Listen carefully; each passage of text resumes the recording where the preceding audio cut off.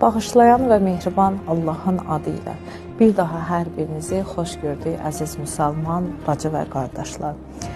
Bilirsiniz ki, hədis və rəvayətlərdə də gəlmişdir, Quran-ı Kərimdə də gəlmişdir ki, Quran-ı Kərim Ramazan ayında nazil olmuşdur və bu mübarək ayda Quran-ı Kərimi oxumaq, Quran-ı Kərimi tilavət etmək, dinləmək, ümumiyyətcə Quran-ı Kərimlə ünsiyyət yaratmaq çox tövsiyə olunmuşdur ki, dedik ki, bu ay Allah qonaqlığıdır. Allah dərgahında olan bəndələrin qonaqlığıdır və mübarək süfrənin ən gözəl bəzəyi də Quran-ı Kərimdir ki, bizlər gündəlik həyatımızda ümumiyyətcə Quranla ünsiyyətimizi daha çox etməliyik və bunu məxsus Ramazan ayında etməliyik. Çünki Ramazan ayının elə bir hörməti, elə bir bərəkəti, elə bir əzəməti vardır ki, digər aylarda olunan hər bir əməlin 1000 qatı Ramazan ayında bəndələrinə verirlər ki, məxsus hədis və rəvayətlərdə gəlmişdir ki, hər kəs Ramazan ayında bir ayə oxusa, bir ayə tilavət eləsə, 1000 ayənin savabı verilir.